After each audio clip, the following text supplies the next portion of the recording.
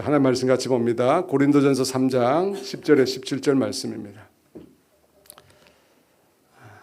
고린도전서 3장 10절에 17절 말씀. 자, 다 같이 읽어볼까요?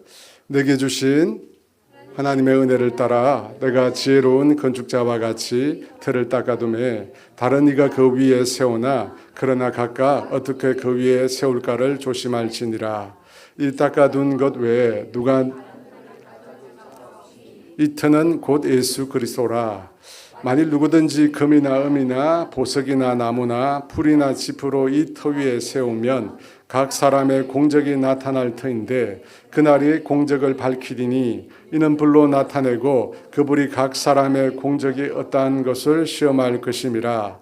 만일 누구든지 그 위에 세운 공적이 그대로 있으면 상을 받고 누구든지 그 공적이 불타면 해를 받으리니 그러나 자신은 구원을 받되 불 가운데서 받은 것 같으리라. 너희는 너희가 하나님의 성전인 것과 하나님의 성령이 너희 안에 계시는 것을 알지 못하느냐. 누구든지 하나님의 성전을 더럽히면 하나님이 그 사람을 멸하시리라. 하나님의 성전은 거룩하니 너희도 그러하니라. 아멘.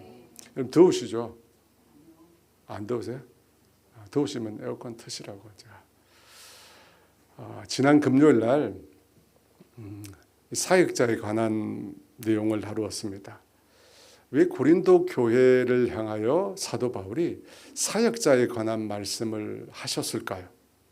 고린도 교회 내에 시기와 분쟁이 있었다는 겁니다. 사역자와 관련해서 시기와 분쟁이 있었던 겁니다. 사도 바울이 고린도 교회를 향하여 그 성도들을 향하여 그들의 신앙 상태가 어떠하다고 얘기했습니까? 육신에 속한 자, 그리스도 안에서 젖먹이 어린아이와 같다고 얘기했습니다. 왜 그렇습니까? 그 교회를 지나갔던 사역자들로 인해서 교회 안에서 시기와 분쟁이 일어났다는 것입니다. 성령 충만하고 함께 기도하고 함께 열심히 주의 복음을 전하는 것이 아니라 그곳을 다녀간 사역자들 때문에 서로 간에 시기하고 분쟁하는 일들이 교회 안에 일어났다는 것입니다. 여러분 왜 그런 일이 일어났습니까? 특정한 사역자에 대해서 지나치게 존경을 넘어서 숭배까지 이르렀기 때문에 그래서 파가 갈린 거예요. 나는 게바에게, 나는 바울에게, 나는 아볼로에게, 우리말로 아볼로는 원래 아폴로죠. 아폴로에게 나는 속했다. 그렇게 사람들 사이에 분파가 생겨난 것입니다. 너무 사랑한 나머지, 그죠? 특정한 사람을 너무 사랑한 나머지 그렇게 되었다는 거예요. 이것에 대해서 사도 바울이 사역자가 누구냐? 그렇게 숭배하고 따를 사람이냐? 아니라는 거예요. 사역자 누구냐?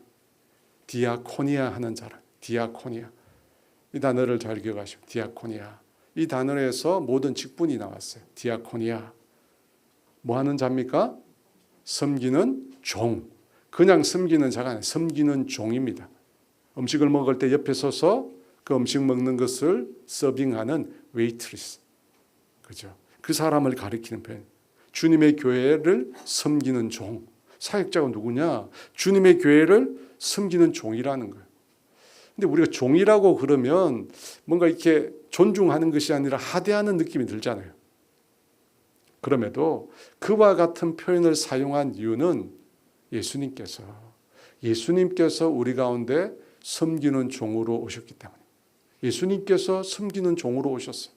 그렇다면 그를 따르고 예수님을 따라 동일한 사역을 하려고 하는 모든 사람들은 섬기는 종이죠.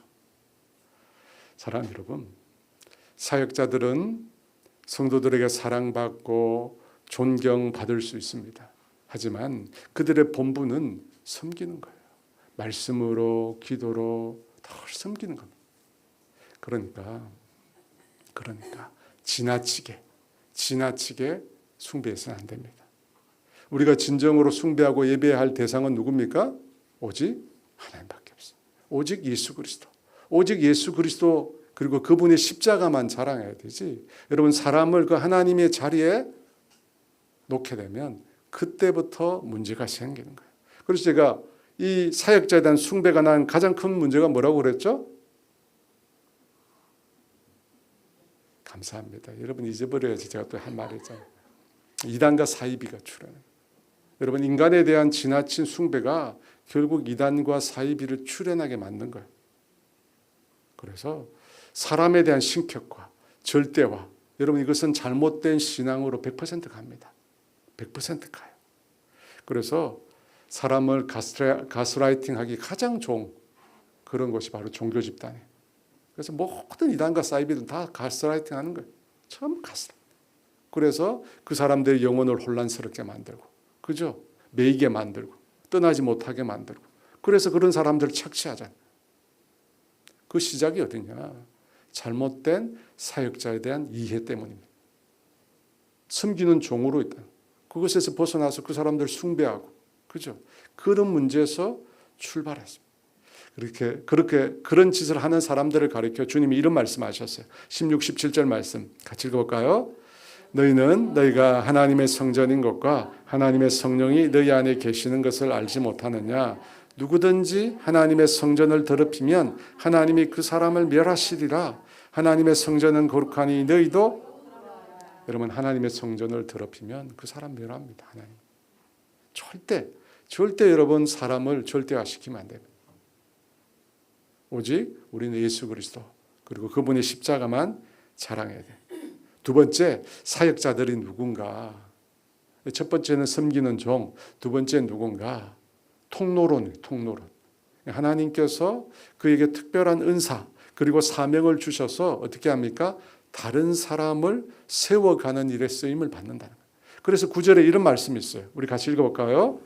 우리는 하나님의 동력자들이요 너희는 하나님의 밭이요 하나님의, 바울 자신이 뭐라고 합니까? 우리는 하나님의 동력자요. 하나님께서 일을 행하시는데 그 일에 함께 참여하는 자로. 함께 참여하는 자. 여러분 다시 한번 점검을 하는데요. 이 디아코니아라고 하는 사역이란 말은 목회자에만 한정되어 쓴 말이 아니에요. 목회자가 기도하고 말씀 전하는 사역에만 한정돼서 이 말을 쓰는 게 아닙니다.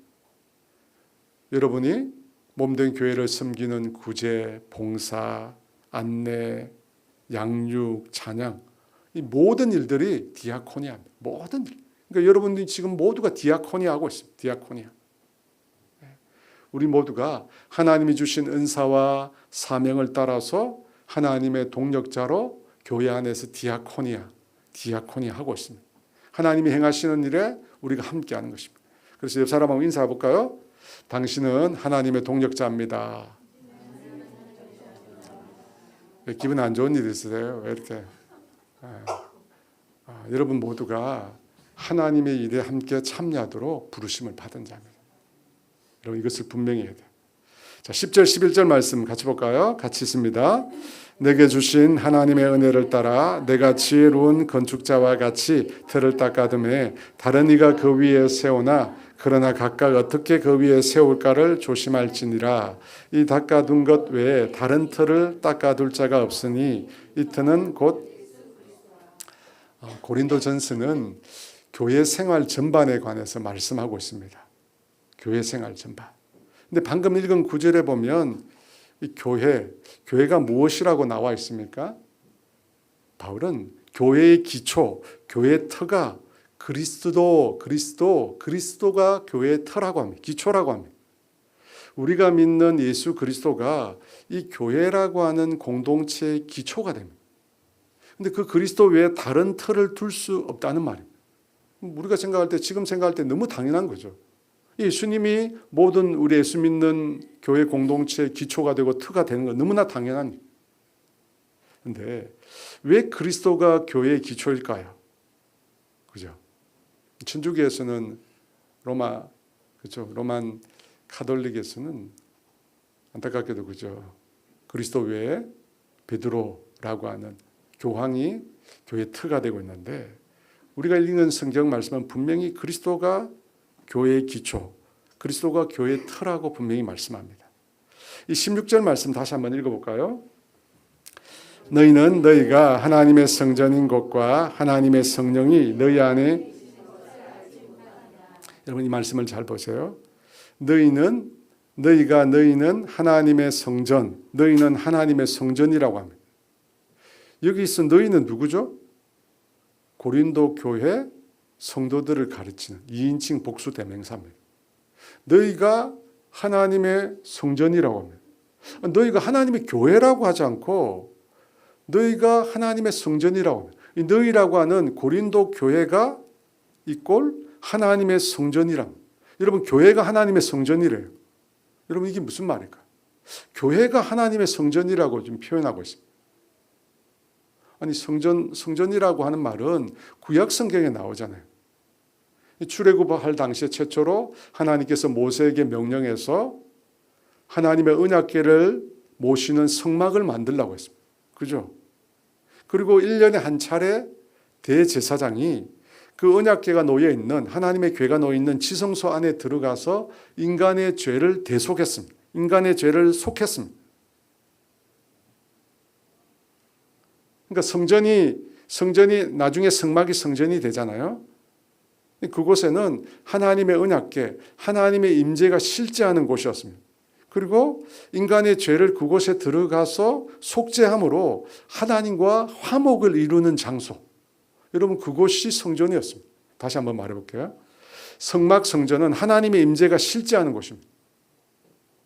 그래서 그 성막을 지었을 때 하나님께서 그곳에 충만하게 임재하셨어요. 어느 정도 충만하게 임재하셨느냐면 모세조차도 그 안에 들어갈 수가 없었어요. 출애굽기 40장 34, 35절 말씀 같이 읽어볼까요?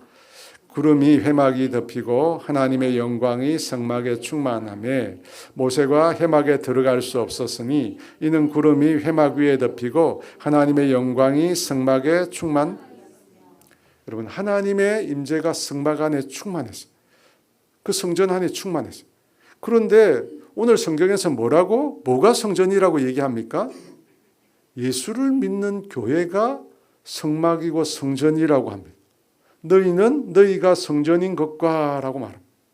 예수님을 믿고 따르는 공동체인 교회가 성전이라고 합니다. 이거를 다시 한번 각인시키기 위해서 이 사람한테 인사할까요? 우리가 성전입니다. 우리가 예수 믿는 우리가 성전입니다.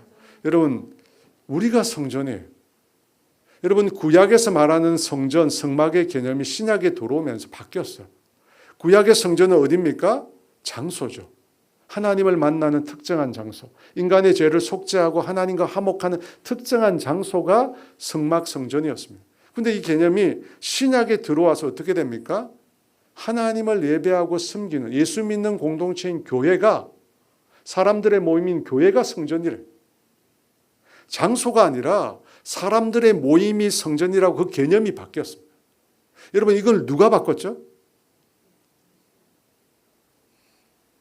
제가 차를 사겠습니다. 누가 바꿨습니까? 예수님이 주죠. 예수님께서 예루살렘 성전 체계가 타락하셨음을 보셨어요. 그래서 가서 어떻게 합니까? 그 성전을 뒤엎잖아요. 매매하는 자들을 쫓아내고 환전상 그런 상을 다 뒤엎고, 그죠? 채찍을 들어서 제물로 팔고 있는 그 가축들을 다 쫓아내 보내셨습니다. 그리고 뭐라고 말씀하셨습니까? 그 성전이 무너질 것이라. 그리고 예수님께서 자신이 다시 그 성전을 짓겠다고 했습니다. 새로운 건물을 짓겠다는 뜻이 아니죠. 자신을 통해서 예수님께서 성전을 짓겠다고. 여러분, 그 성전은 어떤 곳일까요? 여러분, 그 내용이 구약 시편 114편에 나옵니다. 같이 읽어볼까요? 유다는, 이스라엘은 그의, 여러분, 유다가 여호와의 성소가 되었다. 말이 안 맞잖아요. 구약적인 개념으로 보면 성막은 따로 있어요. 하나님의 성소는 따로 있는데 시편에서 벌써 얘기하고 있어요. 유다가 하나님의 성소가 될 것이라고. 유다가 누굽니까? 이스라엘 백성이잖아요. 하나님 택하신 민족. 예수를 믿고 따르는 그들이 성소가 될 것이라고 주님이 말씀하셨어요. 그러니까 여러분, 성전은 더 이상 장소가 아니에요. 여러분, 유대인들이 지금 뭐 하는지 아세요? 유대인들이 성전이 없어졌잖아요. 지금까지 성전이 몇 개 있었죠? 몇 개 있었죠? 네, 3개 있었죠. 그죠? 솔로몬이 지었고, 스룹바벨이 지었고, 그 다음에 예수님 당시 헤롯이 지었습니다. 이 유대인들이 지금 뭐 하고 있느냐면 4번째 성전을 만들려고 해요. 모든 걸 다 준비해 놨어요. 그런데 여러분, 더 이상 성전은 없습니다. 하나님은 예수 믿는 공동체, 예수 믿는 교회 공동체, 그 공동체가 바로 바로 성전입니다. 너희는 너희가 성전인 것과, 그죠?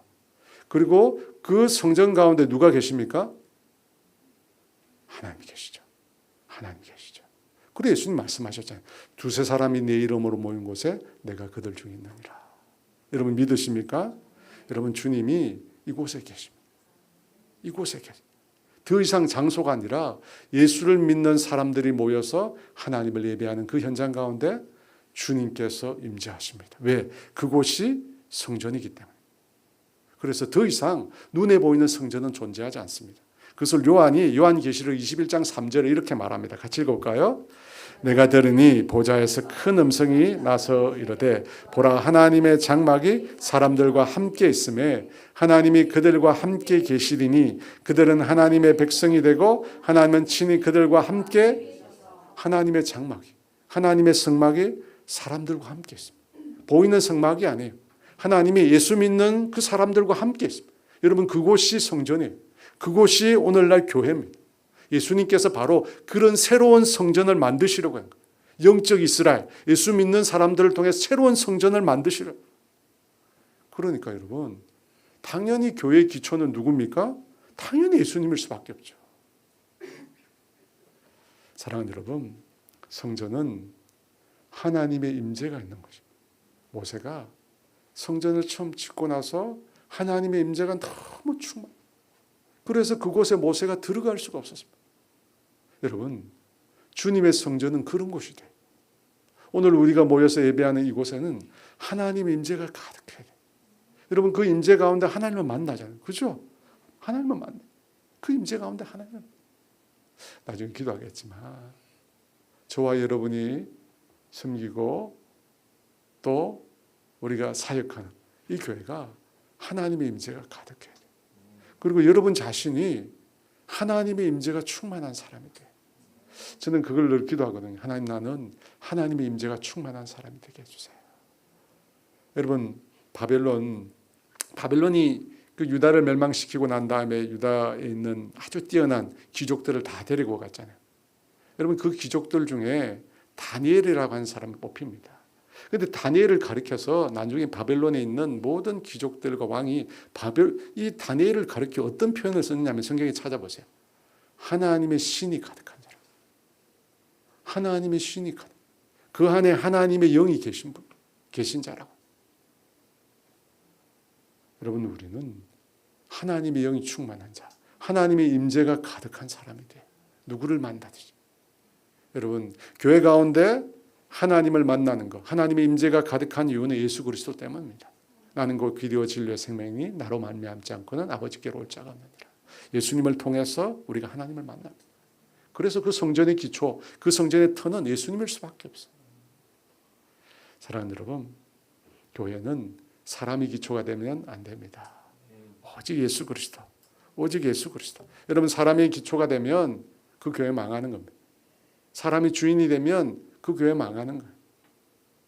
그래서 여러분, 진짜 이 사람이 진짜 사역자다, 정말 참된 사역자다 구분하는 방법은 뭐죠? 그가 과연 예수 그리스도를 기초로 삼느냐 아니면 자신을 드러내느냐, 그걸 보면 돼요. 정말 이 사람은 예수 그리스도밖에 모르느냐, 그걸 보면 됩니다.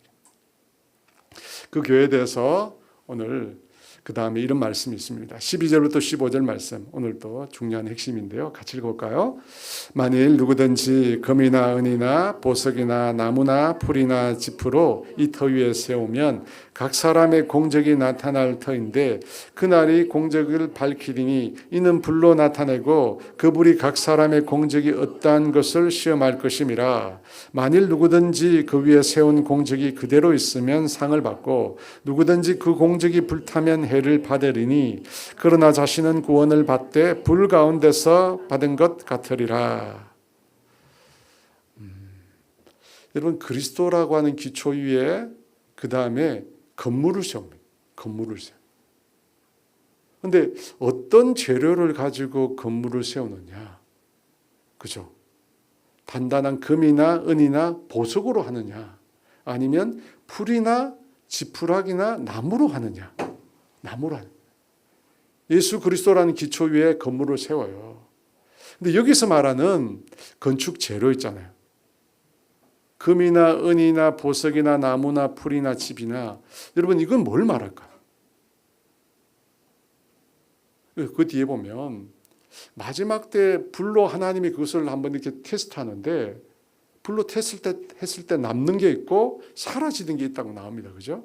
그러면 금이나 은이나 보석이나 나무나 풀이나 집을 가지고 주님의 교회 그 터 위에 세우는데, 과연 이 금이나 은이나 나무나 풀이나 집은 뭘 말하는 것일까요?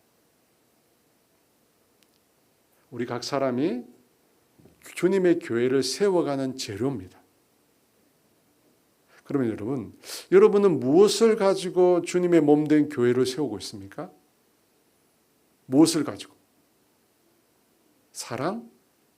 헌신? 아니면 물질? 시간? 희생? 뭘까요? 여러분, 이 건축 재료는 우리가 주님의 교회를 위해서 행하는 모든 것이 다 포함이 됩니다. 다시 한번 말씀드릴게요. 우리가 주님의 교회를 위해서 하고 있는 모든 일이 다 이 건축 재료에 포함이 돼요. 우리가 주님의 교회를 위해서 하고 있는 모든 일을 가지고 우리가 지금 주님의 교회 집 건물을 짓고 있습니다. 그죠? 근데 각 사람이 행한 그 공적이 나타난다고 합니다. 나타난다. 그리고 불로 각 사람이 행한 그것을 시험한다고 합니다. 시험한다. 불로 시험하는데 14절에 보니까 그대로 남는 것도 있습니다. 그대로 남으면 어떻게 된다고요? 상을 받는데. 근데 15절에 보면 불타 없어지면 해를 받는데. 근데 그 사람은 어떻게 됩니까? 해를 받는 사람은 구원을 얻는데 불 가운데 얻는 것처럼 얻는다고 합니다. 그러니까 우리가 주님의 교회를 위해서 우리가 한 수고, 섬김, 사역, 이런 것들이 금이나 은이나 보석같이 불에 타지 않는 귀한 것으로 남을 수도 있고 불타서 없어질 수도 있습니다. 그죠? 지푸라기나 풀로 지으면 다 없어져 버려요. 그리고 그 사람은 어떻게 돼요? 구원은 얻지만 불 가운데 얻는 것 같다는 겁니다.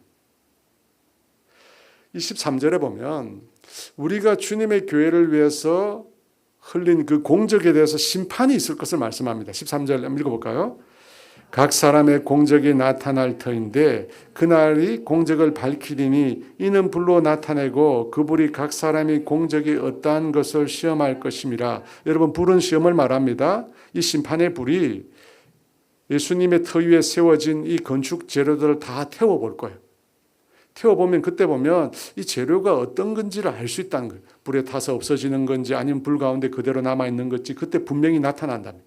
그런데 재료가 남아있으면 상을 받고 타면 해를 받는데요. 그죠? 이 말씀이 무슨 뜻일까요? 이 말씀 무슨 뜻이죠 도대체?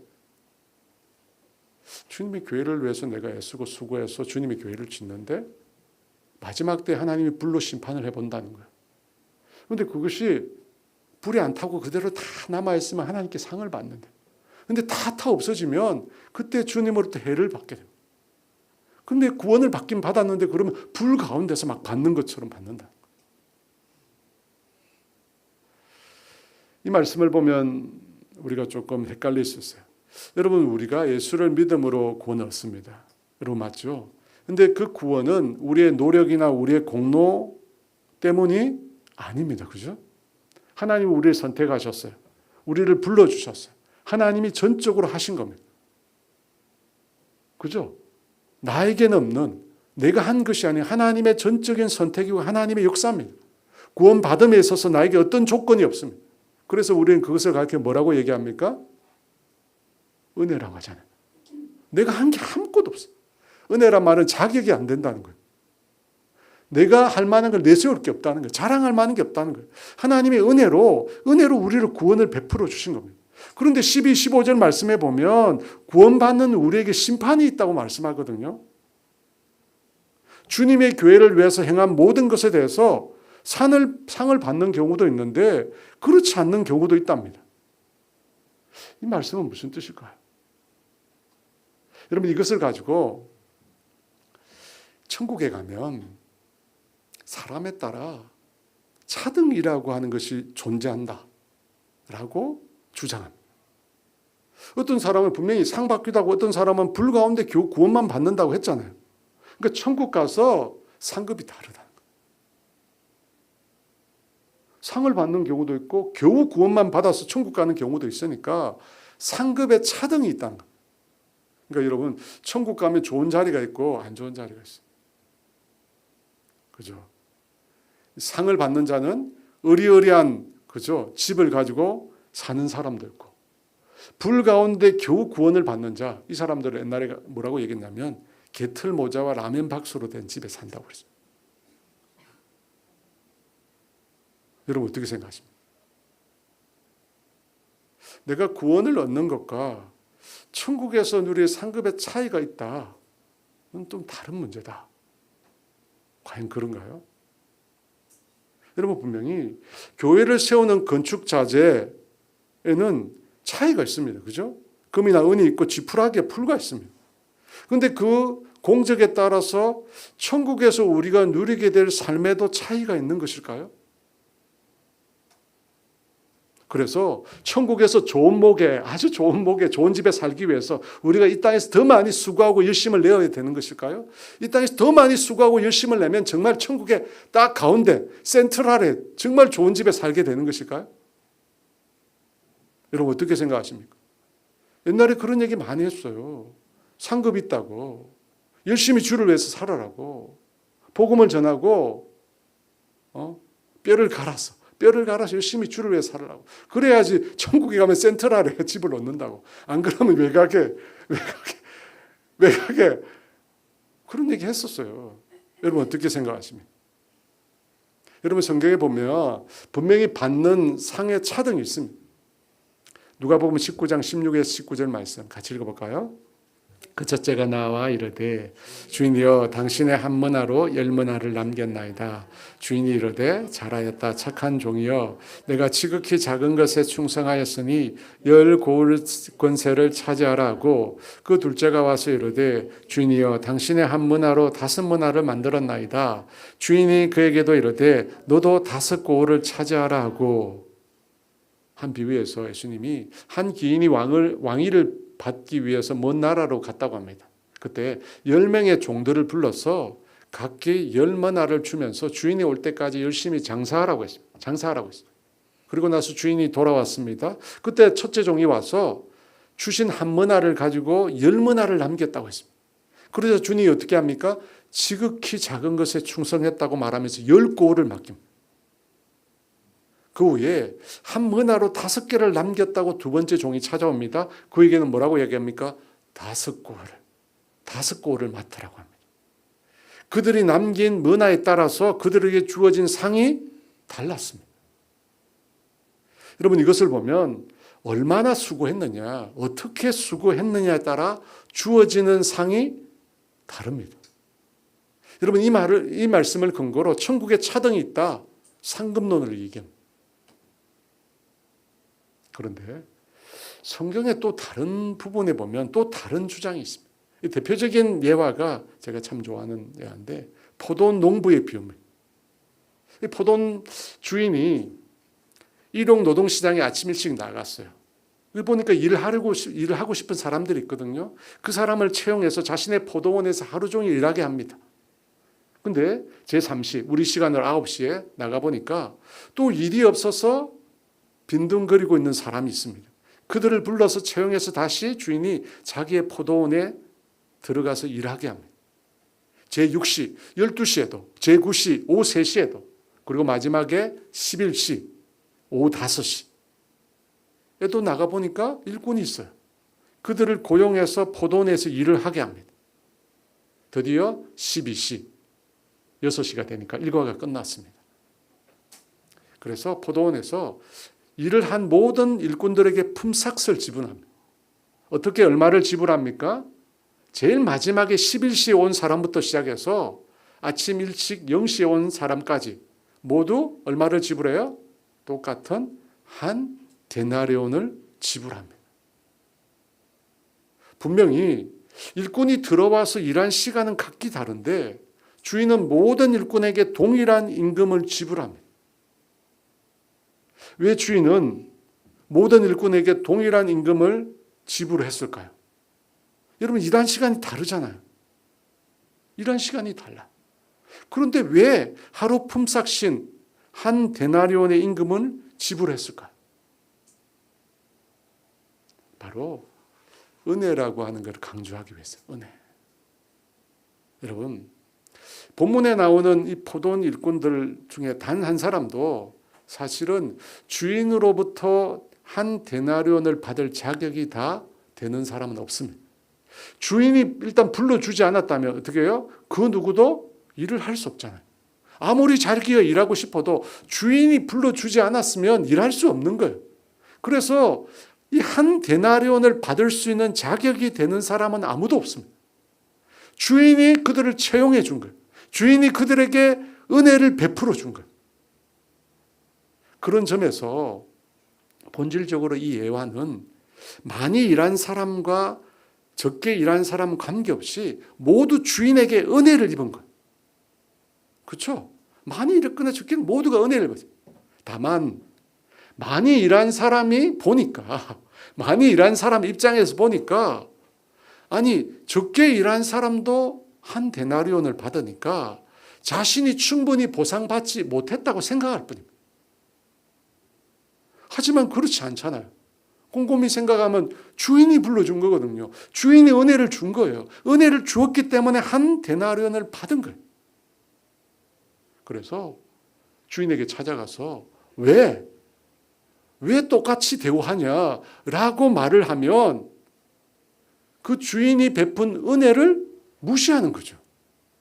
그렇잖아요. 주인이 은혜를 줬기 때문에 다 누리게 됐는데 그 주인을 찾아가서 자기가 은혜를 받았음에도 불구하고 왜 똑같이 대우하냐라고 말을 하면 주인이 그를 불러준 그 은혜에 대해서 무시하는 거죠. 잘못된 겁니다. 여러분, 그런 측면에서 보면 상급론, 천국의 상급에 차등이 있다라고 하면 하나님이 우리에게 베푸신 은혜라고 하는 것에 차등이 있다는 결론이 됩니다. 하나님이 우리에게 베푸신 은혜, 그 구원의 은혜에 차등이 있대요. 하지만 이 말은 맞지가 않죠. 왜냐하면 은혜라는 말 속에는 차등이라는 게 존재하지 않아요. 은혜는 그저 주는 거거든요. 그저 베푸는 건데 그게 차등이란 말이 존재하지 않는 거예요. 여러분, 은혜라는 건 자격이 안 되는 사람에게 주는 거예요. 공로에 따라 주는 게 아니라 애당초부터 받을 수 없는 사람들에게 다 준 거예요. 그래서 이걸 보면 천국의 상급에 따라 차등이 존재하는 것은 아닌 것 같습니다. 여러분, 천국은 공로에 따라 가는 게 아니잖아요. 천국은 어떻게 가요? 하나님의 은혜로 가는 거예요. 자격이 안 돼요. 구원받을 자격이 안 됩니다.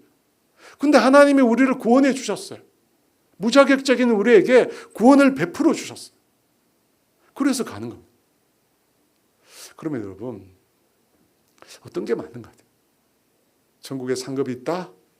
없다? 어떻게 생각하십니까? 있다. 제가 뒤에 걸 강조했나? 없다. 없다. 저는 개인적으로 이건 아마 주님 날에 가서 아마 결론이 날 문제이기 때문에 신학적으로 팽팽해요. 저는 개인적으로 상급론을 지지하지 않습니다. 왜냐하면 내가 받은 이 구원이라고 하는 거, 내가 하나님께로부터 받은, 자격이 되지 않는 내가 받은 이 구원이라고 하는 것은 내가 이 땅에서 살아가는 그 어떤 공로와 비교가 안 돼요. 비교가 안 돼요. 내가 이 땅에서 주를 위해서 헌신한다고, 수고한다고, 애쓴다고 흘린 땀과 눈물과 모든 일은 주님이 나에게 베풀어 주신 것과 비교할 수 없는 거예요. 제가 이 땅에서 땀 흘리고 수고하고 애쓰게 된 것은 주님이 나에게 베푸신 것, 주님이 나에게 주신 것이 너무 고마워요. 너무 고마워서 그것에 어떻게 하면 내가 좀 보답할 수 있을까? 어떻게 하면 주님께서 나에게 베푸신 은혜가 얼마나 크다, 주님이 나에게 베푸신 은혜가 얼마나 큰가, 그걸 내가 좀 나타내고 싶어서, 은혜가 너무 크니까 그걸 나타내고 싶어서 한 것에 불과하다는 거예요. 그런데 은혜 위에 뭔가를 더 얻는다? 천국 위에다가 뭔가를 더 얻는다? 이상하다는 거예요. 왜? 예수 그리스도를 통해서 베푸신 하나님의 은혜가 너무 큰 거예요. 비교가 안 되는 거예요. 비교가 안 돼. 우리가 천조가 있는데 천조나 천조 일원이나 천조나 천조 일원이나 그래서 바울이 이런 말을 한 거예요. 고린도전서 3장 7절 말씀 같이 읽어볼까요? 그런즉 심는 이나 물 주는 이는 아무것도 아니로되 오직 자라게 하시는 이는 하나님. 심는 이와 물 주는 이가 아무것도 아니라고. 여러분 심는 이, 물 주는 이 쉬운 일입니까? 여러분 교회 개척하는 게 쉬운 일이에요? 그 말 안 듣는 여전히 젖먹이로 살아가는 그 성도들 가르치고 훈련하고 자라게 하는 거 쉬운 일입니까? 절대 아닙니다. 근데 아무것도 아니에요. 아무것도 아니에요. 왜 아무것도 아닙니까? 하나님이 행하시는 것을 비하니까, 하나님의 은혜에 비하니까 정말 아무것도 아니에요. 바울은 이런 고백도 했습니다. 고린도전서 15장 10절 말씀 같이 읽을까요? 그러나 내가 나 된 것은 하나님의 은혜로 된 것이니 내게 주신 그의 은혜가 헛되지 아니하여 내가 모든 사도보다 더 많이 수고하였으나 내가 한 것이 아니요 오직 나와 함께 하신 하나님의 더 많이 수고했대요. 더 많이 핍박받고 더 많이 잠자지 못하고 더 많이 수고하고 애썼습니다. 근데 내가 한 게 아니래요. 내가 했는데 내가 한 게 아니라 말이 안 되잖아. 내가 했잖아요. 근데 내가 한 게 아니래. 왜 이런 말을 씁니까? 하나님이 주신 거, 하나님이 나에게 베푸신 것에 비해서 너무 아닌 거야. 표가 안 나는 거야. 그만큼 하나님이 나에게 주신 게 크다는 겁니다. 내게 베풀어 주신 그 하나님의 은혜가 너무 크기에. 그죠? 그것에 대해서 내가 조금 그 은혜에 반응했을 뿐이라는 거예요. 여러분 생일을 맞았는데 어떤 분이 여러분에게 여러분 생일이라고 산의 진미, 그죠? 땅과 바다와 하늘의 것으로 막 여러분에게 엄청나게 많은 음식으로 여러분 집에 보냈어요. 그래서 너무 맛있게 먹었어요. 다 먹었는데 그릇이 빈 그릇으로 되어 있는 거예요. 여러분 그 그릇을 모아가지고 되돌려 주려니까 어떤 마음이 들어요? 아무 마음이 안 들어요?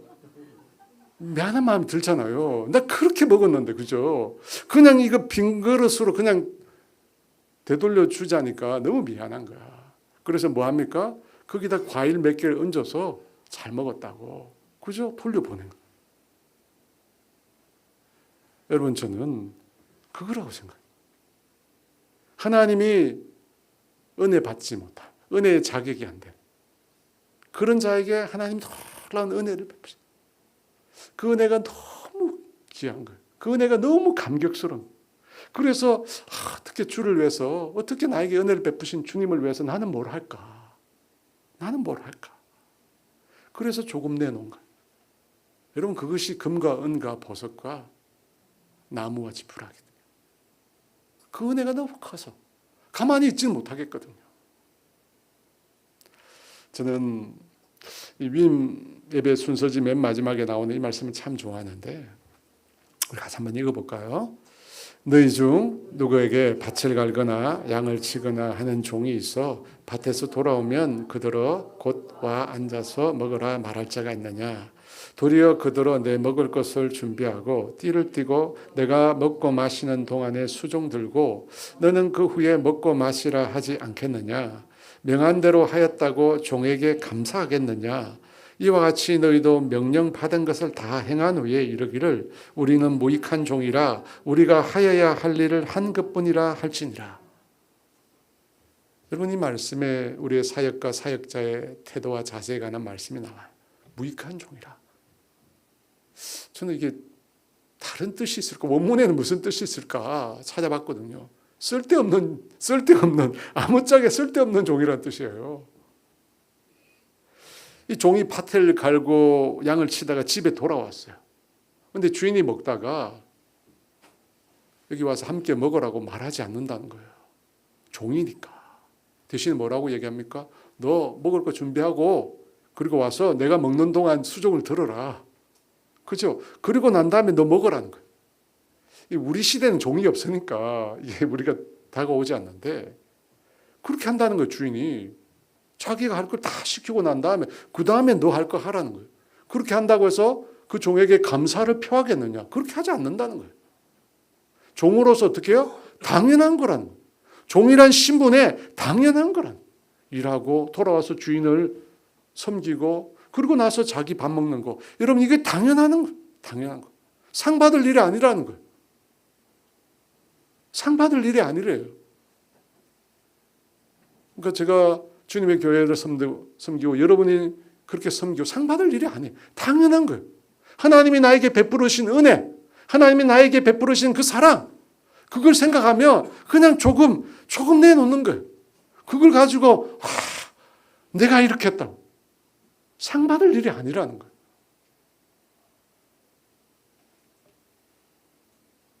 여러분, 우리에게 베푸신 하나님의 은혜, 우리에게 베푸신 하나님의 놀라운 은혜, 그 은혜의 크기, 그 은혜가 얼마나 놀라운 은혜인가 우리가 그걸 자꾸 잊어버려요. 자꾸 잊어버려요. 거기서 출발하는 생각이면 거기서 출발. 내가 받은 은혜, 내가 하나님께로부터 받은 은혜가 어떤 거지? 그걸 자꾸 잊어버리는 거예요. 우리가 어떤 은혜를 받았어요? 지난 수요일날 설교 제목이 죄인에서 의인으로, 죄인에서 의인으로. 영원히 멸망받을, 심판받을 자에서 그저 하나님의 자녀로, 지옥에서 천국으로, 지옥에서 천국. 근데 우리가 이 의미를 지금을 제대로 알 수가 없습니다. 죽어봤어야 알지. 그죠? 죽어봤어야 알지. 제가 기억나는데 제 노예 어떤 목사님이 죽다 살아났어요. 죽다 살아. 근데 죽다 살아났는데 이분이 달라졌더라고. 죽다 살아나더니 이분이 달라졌어요. 연세가 80이 넘었는데 주님이 주신 이 삶을 복음을 위해서 살겠다고 갑자기 사람이 달라졌어. 그래서 죽다 살아나야겠구나. 여러분, 우리가 하나님께서 우리에게 베푸신 이 놀라운 구원의 은총이 어떤 것인지 피부로 못 느껴요. 여러분, 우리가 천국에서 지옥 이 차이를 우리가 느끼나요? 모릅니다. 내가 지옥에서 천국으로 왔다는 이 사실이 얼마나 큰 은혜인지 우리가 피부로 못 느낍니다. 여러분, 지옥은 물 한 방울의 은총도 주어지지 않습니다. 그죠? 그 부자에게 물 한 방울, 그 물 한 방울 내 혀끝에 닿게만 해달라는데 안 된대요. 울며 이를 갈며 슬퍼하는 곳이라. 영원히 꺼지지 않는 불타는 못에서 고통받는 곳이라. 예수님조차 죄인이 당하는 그 지옥의 고통을 맛보셨잖아요. 하나님의 사랑에서 버림받는 고통, 엘리 엘리 라마 사박다니.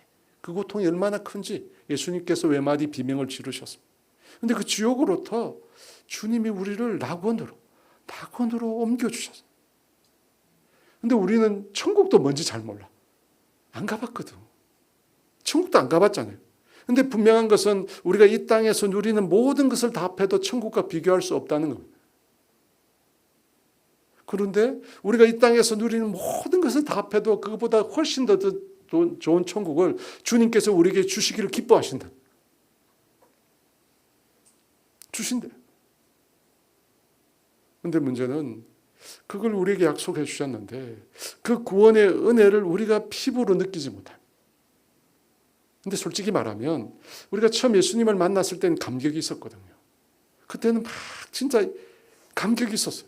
구원의 감격, 하나님 나에게 베풀으신 이 사랑에 대한 막 감격이 있었어요. 막 너무 기쁘고 행복하고 감사했어요. 근데 시간이 지나면서 이걸 잃어버렸어요.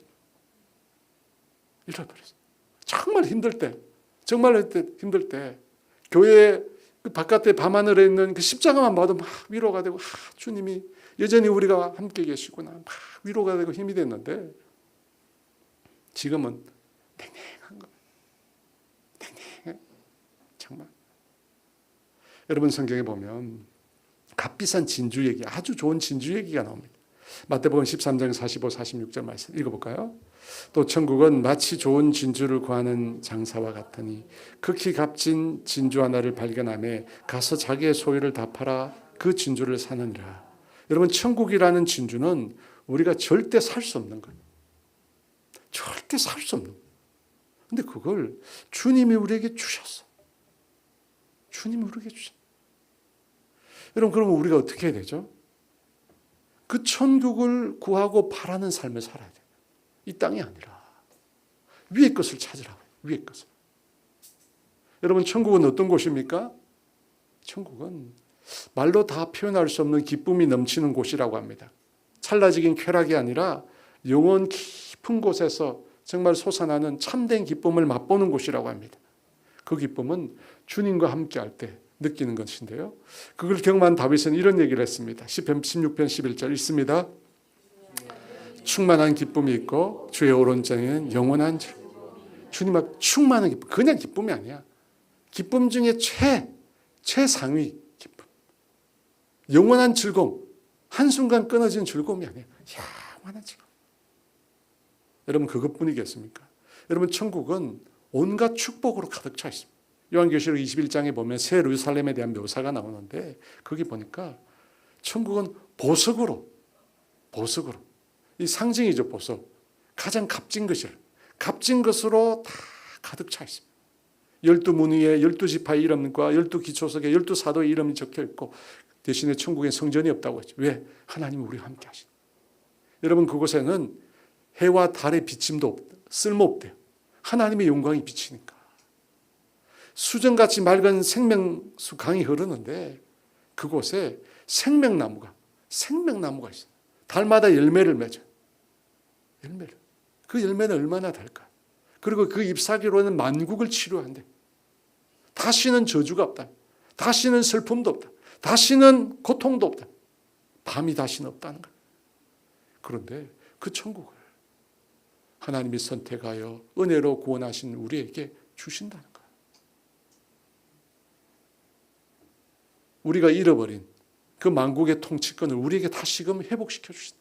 그냥 그곳에 청지기로만 살아도 좋을 텐데 우리를 왕노릇하게 해주신다. 그래서 제가 늘 하는 말이 우리가 천국 가면 다 기절할 것 같아요. 천국. 저는 일몰을 참 좋아해요. 일몰. 그래서 제가 AI한테 물어봤어요. 세계 최고의 일몰 사진을 보여달라. 그러니까 보여주더라고요. 아가씨 4명이서. 제가 보니까 이 볼리비아의 이 우유니 사막 같아요. 보기만 해도 그죠. 한번 가고 싶다. 가지 그죠. 못 갈 것 있어요. 갑시다. 빨리 적금 드세요. 갑시다. 갈 수 있어요. 24시간만 타면 가요. 저에게도 기억에 남는 일몰이 있는데 제가 군생활 힘들겠는데 그때 참 좋은 기억이 있어요. 저는 이 DMZ 철책을 근무했거든요. 근데 그 철책이 철원에 있는 백마고지 들어보셨죠? 38도세 된 DMZ입니다. 이 언덕이 있어요. 언덕. 근데 그곳에는 해가 지는데 여러분에게 못 보여줘서 죄송합니다. 해가 지는데 보통 우리가 보는 해는 이렇게 산이 있어가 산 너머로 그냥 지잖아요. 없어지잖아요. 근데 그곳에는 공중에서 져요. 공중에서 해가 이렇게 사라져요. 그때 어떻게 되죠? 그래서 난 빛이 노란빛, 빨간빛이 쫙 활짝 그 시야가 트여 있는 그 언덕 위에서 보면 공중에 새가 지면서 노란색, 빨간색 빛이 쫙 사방으로 흩어져요. 그곳에 가면 다 턱을 벌리고 있어요. 턱 내려가지고 다 이렇게 쳐다보고 있어요. 너무 감동이 돼가지고. 정말 아름답다. 공기가 너무 좋거든. 여러분, DMZ는 그 공장이 없잖아요. 너무 공기가 좋아. 그러니까 빛이 너무너무 아름다워. 그걸 보고 있으면 너무 행복해. 그걸 보고 있으면 이제 부모님 생각이 막 나는 거죠. 참, 그죠? 위로를 했습니다. 여러분, 너무나 아름다운 것들을 경험한 사람은 동네 산이 아무리 좋아도 아름다워 보이잖아요. 정말 천혜의 환경을 경험한 사람들은요, 우리가 살고 있는 이곳이 그냥 산이야. 그냥 산. 우리 둘째가 그러더라고. 멋진 데 구경하고 오니까 여기 살기가 힘들다. 너무 좋은 데 있다가 오니까, 너무 좋은 거 보고 오니까 힘들다. 여러분, 천국을 본 사람, 정말 하나님의 은혜를 진정으로 깨달은 사람, 그런 거예요. 그 감격. 우리의 문제는 지금 내가 누리고 있는 예수 안에 있는 이 은혜의 풍성함을 모르는 거예요. 은혜의 가치를 몰라. 하나님이 나에게 베풀으신 그 은혜가 얼마나 큰지 도저히 들어갈 수 없는 그 천국, 그 영광스러운 천국에 나를 들어가게 하신 그 하나님의 은혜. 여러분, 그 은혜를 우리가 다시 느껴. 다시 그걸 깨달아야 돼. 오늘 새벽에 묵상한 성경 말씀이 시편 73편입니다. 시편 73편의 내용이 뭐냐면 악인의 형통을 부러워하는 시인, 악인이 잘 되는 것을 부러워하는 시인에 관한 내용입니다. 그 악인이 잘 되는 것 때문에 마음이 상한 거예요. 악인은 망해야 되는데 악인이 잘 되니까, 그 오만한 그 모습이 잘 되니까 화가 나는 거예요. 그래서 마음이 상해서 성소에 들어가서 하나님 앞에 기도를 합니다. 근데 기도하다가 하나님을 만나게 돼요. 그때 어떻게 됩니까? 악인에 대해서 그렇게 열받고 마음이 상해하는데 하나님께서 악인에 대한 계획을 갖고 계신 걸 깨닫게 돼요. 성소에서 하나님을 만나니까. 여러분, 우리는 눈앞에 보이는 현실 때문에, 당장 우리 눈앞에 보이는 현실 때문에, 그것 때문에 하나님을 원망했는데 하나님은 다른 일을 계획하고 계시더라고요. 그러면서 시인이 뭐라고 이야기하냐면 자기 자신을 가르쳐 무지몽매한 짐승이라고 해요. 자기가 무지몽매한 짐승이래. 아무것도 모른다. 아무것도. 여러분, 욥도 마찬가지죠. 그렇게 불평하고 불만합니다. 욥이 불평불만해요. 저주예요. 자신을 잉태한 그 어머니의 그 자궁을 저주합니다.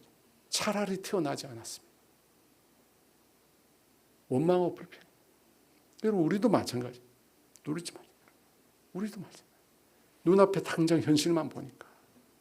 그런데 시편 73편의 시인이 성소에 들어가서 하나님을 만나게 될 때, 하나님과 교제하게 될 때, 하나님이 예비하고 계신, 하나님이 준비하고 계신 놀라운 섭리를 깨닫게 돼요.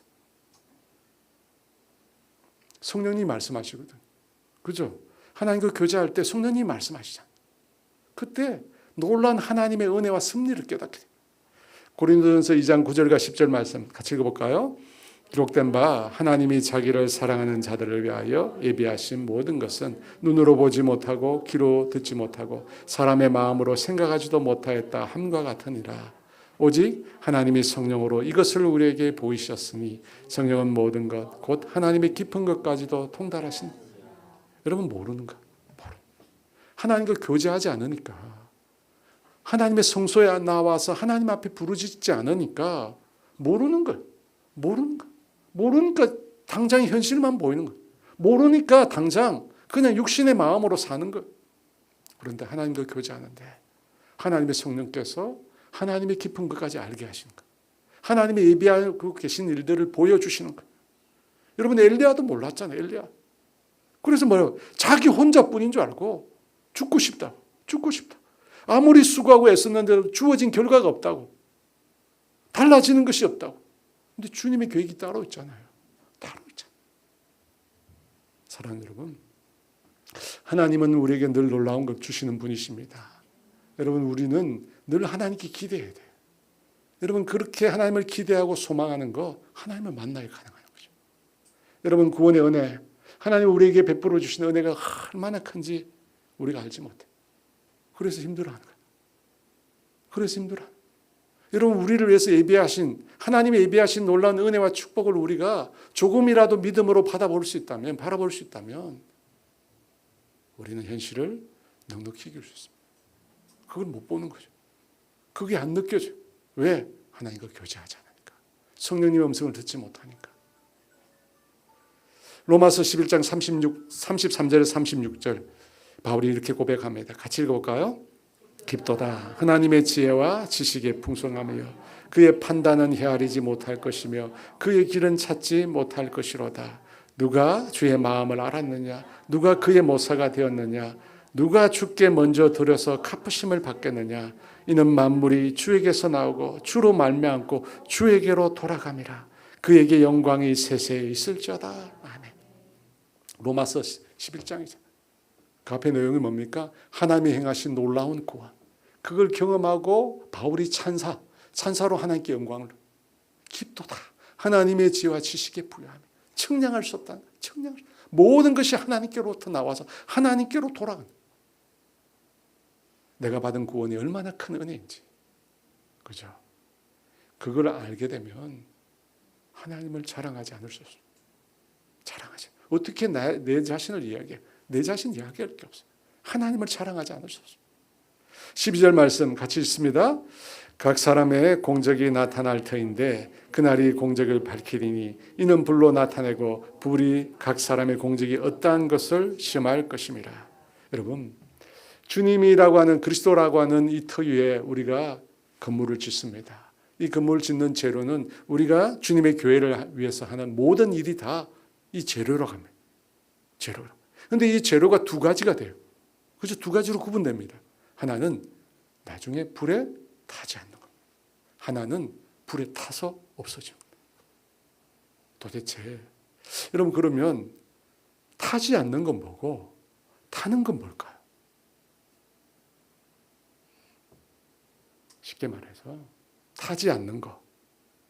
하나님의 은혜에 감격해서 하나님의 베풀어 주신 은혜에 감격해서 주를 위해서 사는 것입니다. 여러분 그런 거는 절대 안 탑니다. 주님이 베푸신 은혜에 너무 감사해서 주님이 나에게 이것도 주셨고 주님이 나에게 이것도 주셨고 너무 감사. 오늘 갑자기 설교 준비하다가 거의 9년 전의 사진을 봤는데 우리 애들 어릴 때 모습을 본 거예요. 너무 감사한 갑자기. 와, 우리 애들이 이렇게 예뻤나. 그때 우리 애들이랑 같이 보냈던 시간, 그때 뭐 했느냐면 애들 쭉 앉혀놓고 제가 묵집밥 게임을 했더라고요. 그 영상이 있어요. 그걸 보는데 너무 행복한 거예요.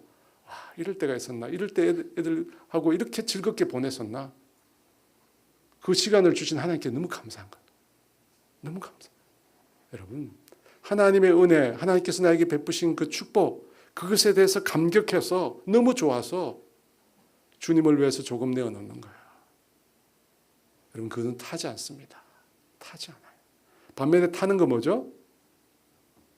나 자신을 위해서 한 거예요. 말은 주님을 위해서 한 거야.